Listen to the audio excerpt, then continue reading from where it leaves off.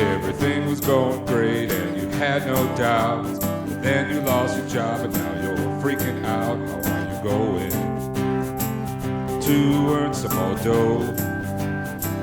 Hello, everyone. Welcome to the Gary and Crystal Show, the reunion tour. The reunion tour? Yeah, kind of like the Hell Freezes Over tour. The Hell Freezes Over tour? You haven't heard of that? No, I haven't. You heard of the band The Eagles? I've heard of the Eagles. Okay, well, the band, they disbanded, and then they said they would never tour again until Hell froze over. And then 10 years later, they got back together, and they called it the Hell Freezes Over tour.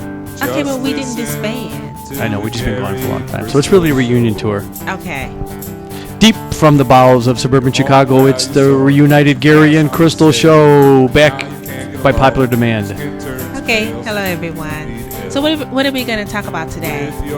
We want to talk about what's on everyone's mind. You know what that is? Cash for gold. Oh, yeah, that's not what I was thinking you were going to say something else, but yeah. I got you, didn't I? That's because it's just on guys' minds, I guess, most of the time, not women's. But anyway, cash for gold, yes, you see cash for gold everywhere, don't we? Yes, we do. The stores, that is. Yeah. We live in the Chicagoland area, and it seems like you can't drive by a strip mall without seeing a cash for gold store.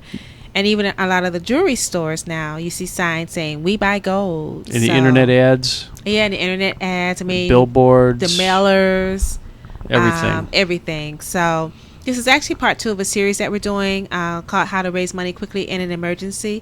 And in the first series, which is on YouTube, we talked about borrowing money from family and friends. And so today what we're going to do is focus primarily on raising money by selling gold jewelry for cash.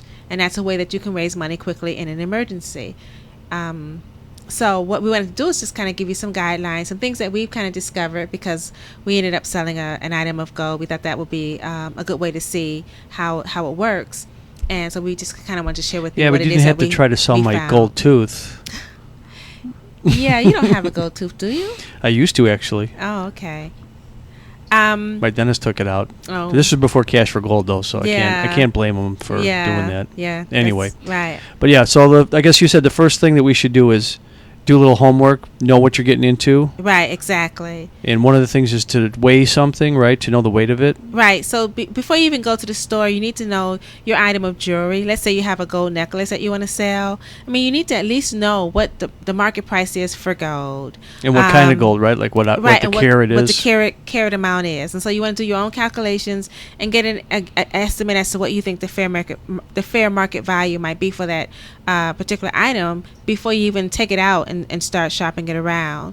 So in a previous show, we had mentioned the different carats and what percentage of gold that is. So we mentioned like 10 carat, just looking at my notes over here. 14. Right, 10 carat, 14 carat, and 18 carat. Those tend to be the main carats that for gold that's available here in the States. And 10 carat is 41% gold, 14 carat is 58% gold, 18 carat is 75% gold.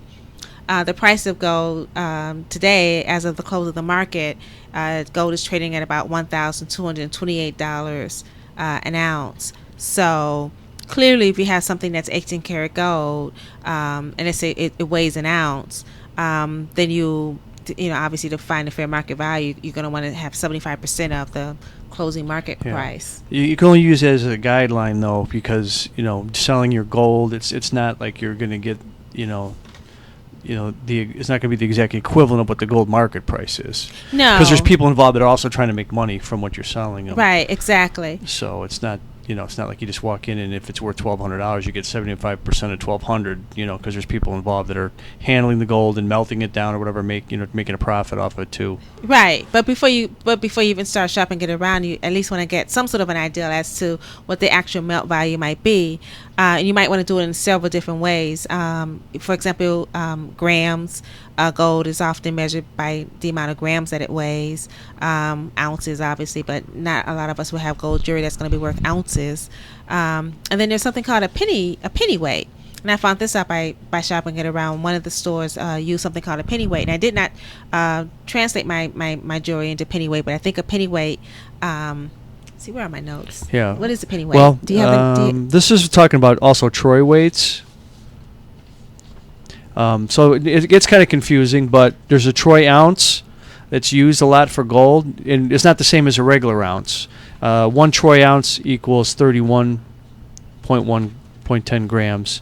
There are 20 pennyweights to a troy ounce. Okay, so that's what I was looking for, was the penny weight. So it could be kind of confusing. I don't know if I want to necessarily go through all these calculations, but you may want to look it up on the internet, and that's just something to keep in mind.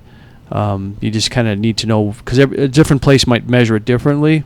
Right. So just what you want to do is just at least, because what I did was I wrote down what the weight was. I did it in grams, and then what I thought the fair market milk value would be, and then I was actually looking to get 80% of that dollar amount. And so the first store that we went to was a cash for one of those kind of box stores, the cash for gold type stores, and that one was the one that was the most aggressive. That was very interesting. It was a very interesting experience. So we bring the gold in there, and they gave us a price, but they were really more pushing. They really wanted to get you signed up to have like home gold parties, right, in your house. Kind of like a Tupperware party thing. They wanted you to get a party, invite all your friends, and then they'll buy gold from your friends. Right, and then I make a commission off of that. Yeah. And depending on how much I get my friends to sell, then I might get some sort of a bonus off of it. But so they spent, I would say, probably more time trying to sign me up for the party. And actually, I walked out of there. That the salesperson was so aggressive that I actually walked out of there with a party date scheduled. Now, I didn't actually have the party, but literally, I almost felt like I was a captured person. If I didn't agree, I might not have been let out. The other thing is that they kept talking about how they give you a really good price, and they wanted to make sure that I got a really good amount for what it is. For the gold, yeah. And right. And we found out later that price was not really all that great. It wasn't, and they even gave me a 20% bonus. Right. Because they asked, because they do a lot of mailings in our neighborhood, so they asked that I have a coupon because they want to make sure I get the best price. So even with all of that taken in consideration, they were going to give me somewhere around 50% of melt value. Which wasn't that good. It wasn't that good. Yeah. So we left. Yeah. And so, I can see that if, you as an individual, you could probably make, some money having these parties. But then again, you're probably all your family and friends you're bringing over there are probably kind of getting ripped off on the gold that they're selling. They might be now. And I've heard that it really depends on the store. So we don't want to say that those stores are not good. I don't want to say that. I'm just saying that this was our experience at this one store. It's not like we even went to 3 or 4. We just went to one.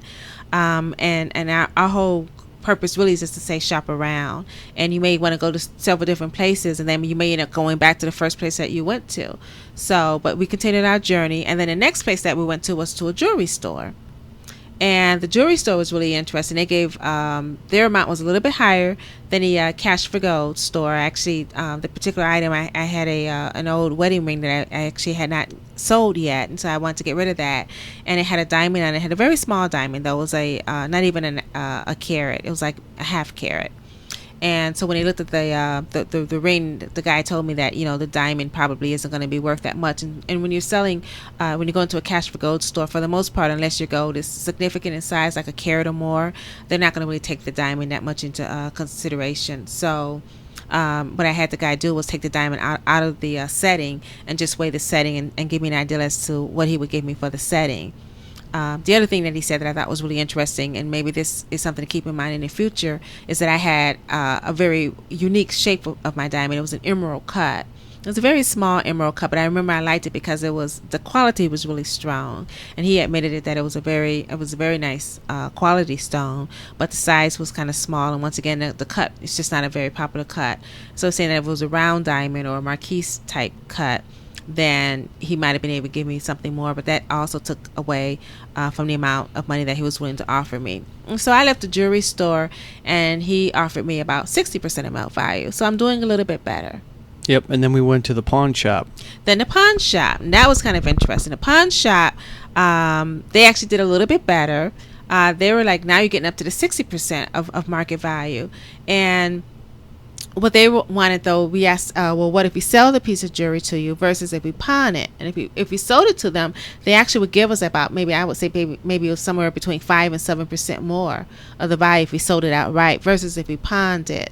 So I thought the pawn shop, actually, I thought that they were going to be the ones that were going to really rip me off the most, which they would if I pawned it, because the interest rate is unbelievable.